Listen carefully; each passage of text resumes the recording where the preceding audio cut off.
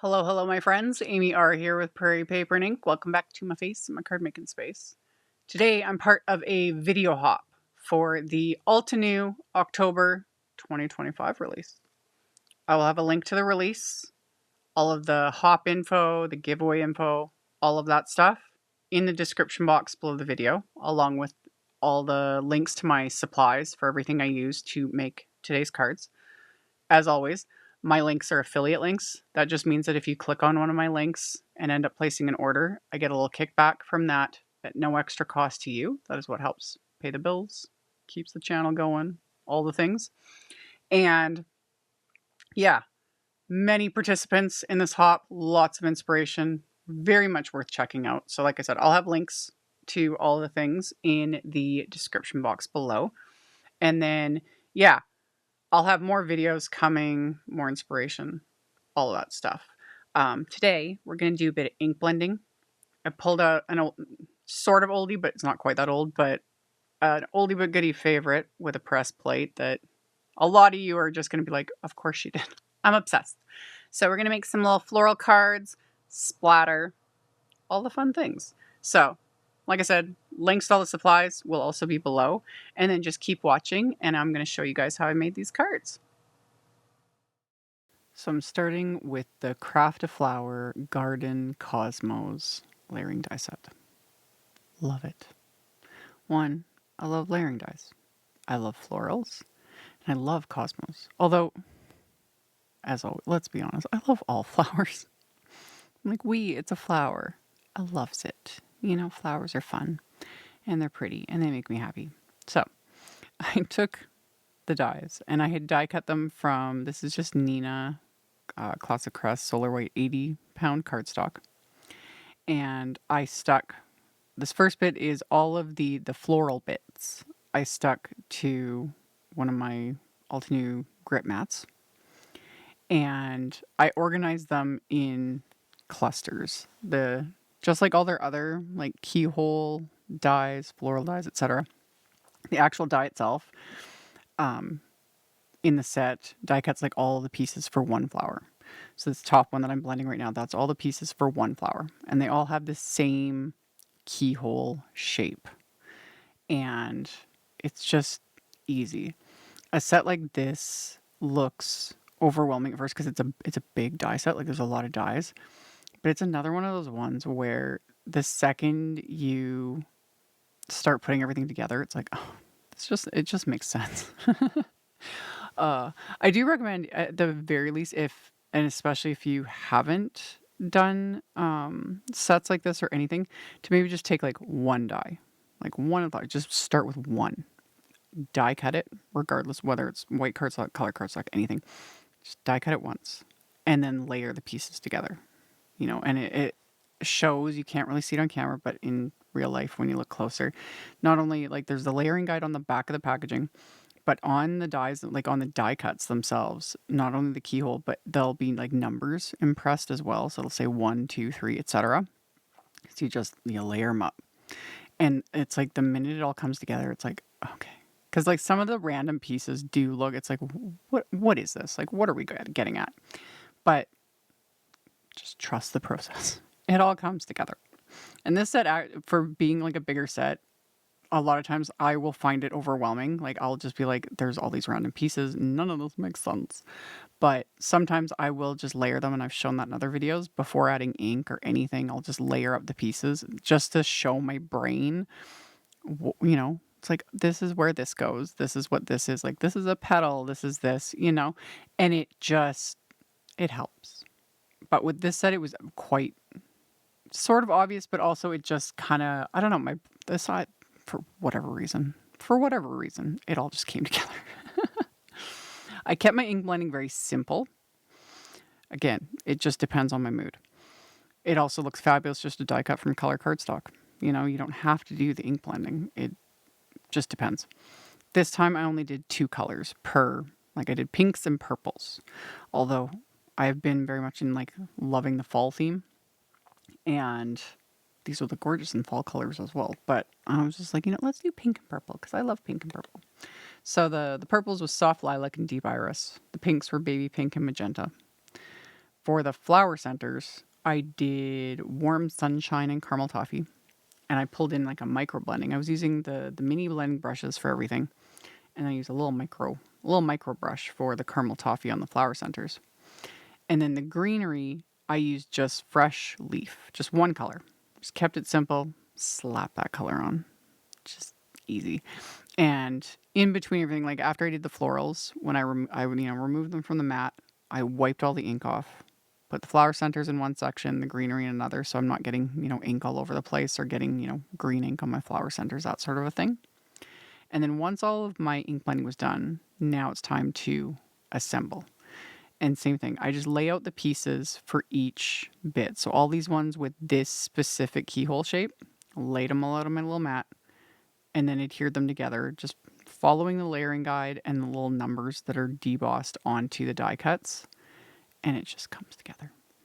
And the other thing I really love about sets like this, and Altenew does this with a lot of their florals, is it's not just like not multiples of like the same shape. Like, yes, these are all cosmos, but each floral is slightly different. The different orientation. One of them is even like kind of the underside, which that'll be, I think, the last one that I assemble.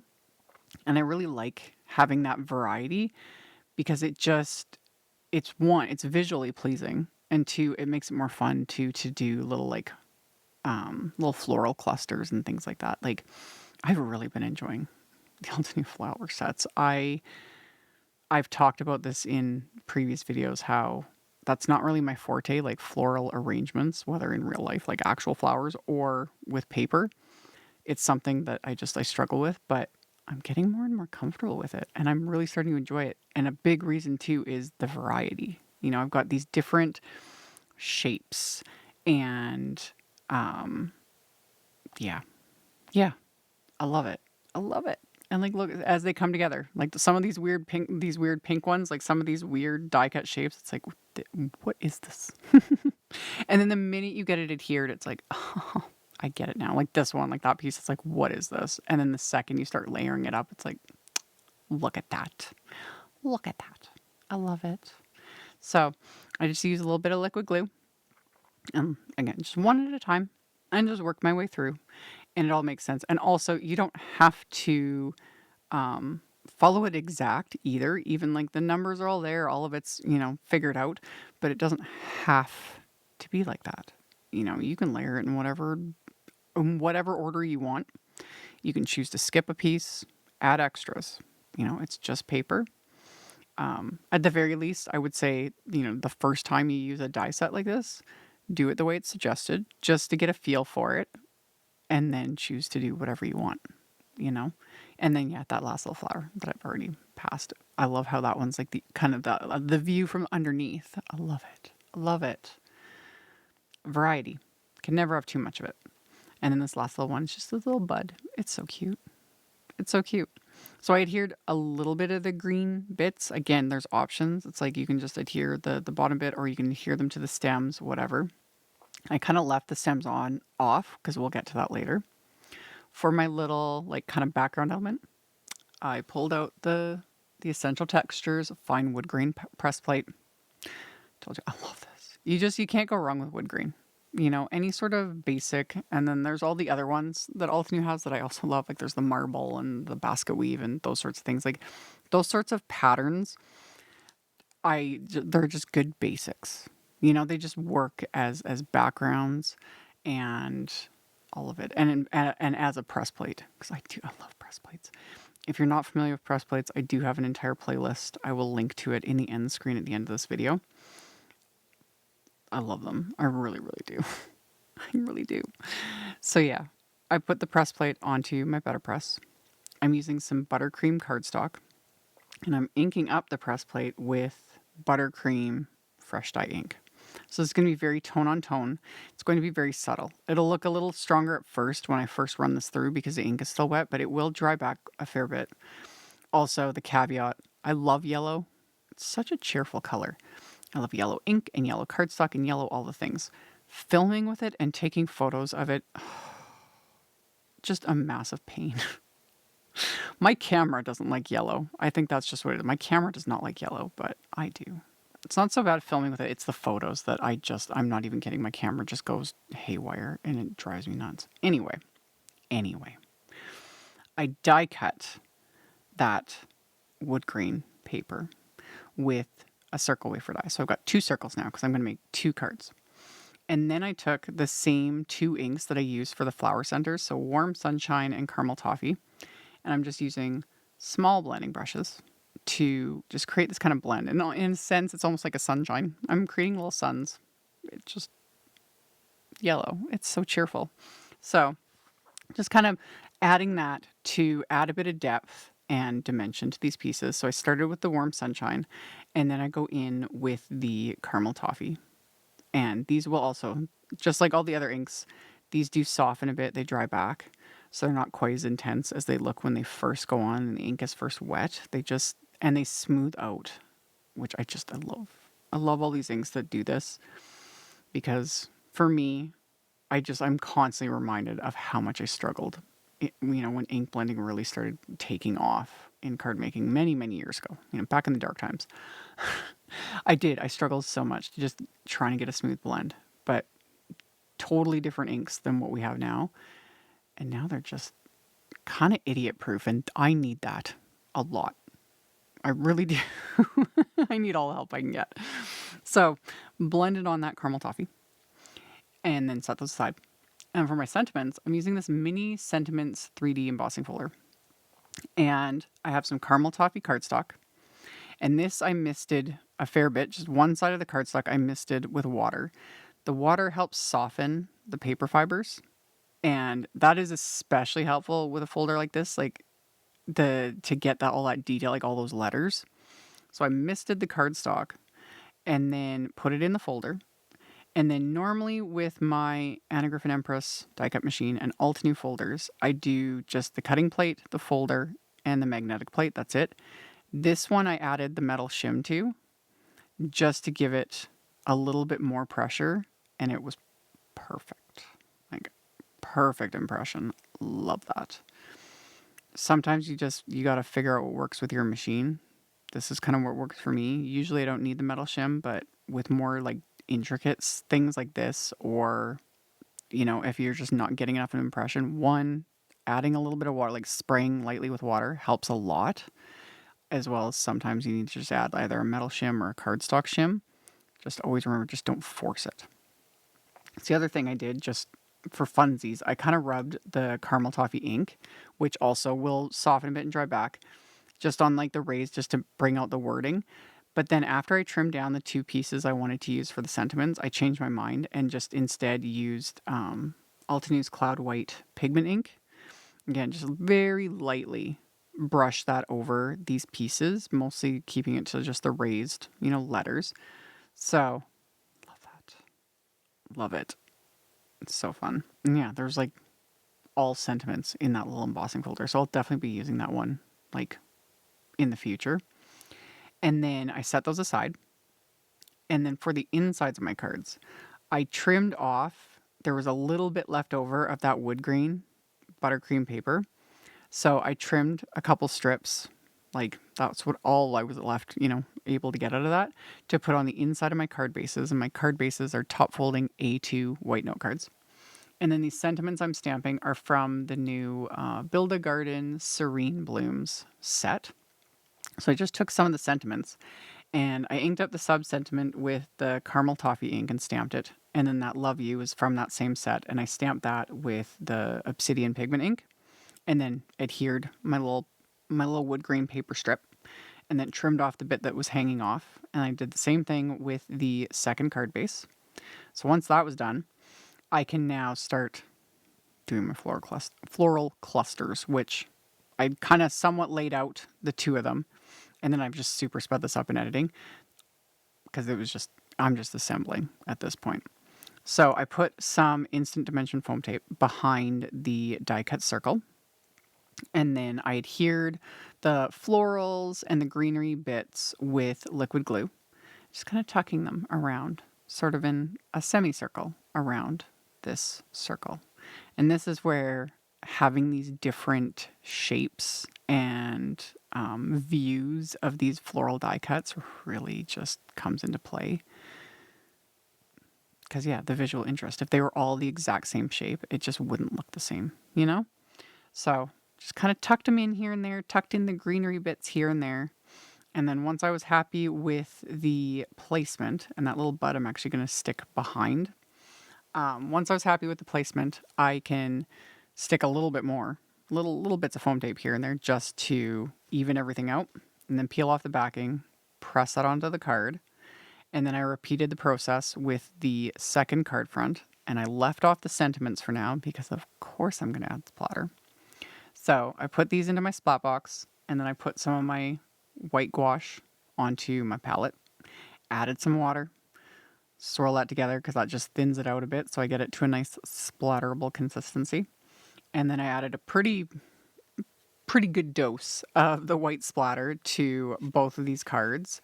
And even on the card base itself, which doesn't really show up as much on camera, but you can still see the white splatter. It's not really, honestly, like pure white, mostly because my brush is not that clean, but it's fine. I'm fine with it. So I added the white splatter, and then I added some black splatter, which freaks some people out. And for those of you that are splatter curious, trust me, I get it. The black splatter is intense. This one, you can kind of work your way up to this. I love it now. I don't know why. I like it. I like the look of it. So I added some of the black gouache to my palette, thinned that out with water as well, and then added just not as much of the black splatter. Like, for me, this is a very conservative amount, in my opinion. So added a bit of that, and then let all that splatter dry. While it was drying, I added just a couple little scraps of cardstock strips to the back of those little sentiment strips, just to give them a little extra strength, a little extra dimension, just a smidge. And then I adhered these directly to those die cut and pressed circles with some liquid glue. And then my final little embellishment is some enamel dots. And I had just the Sunkissed Delights little pack, which isn't the exact same colors as the yellows and everything that I used with the inks, but close enough that it doesn't matter.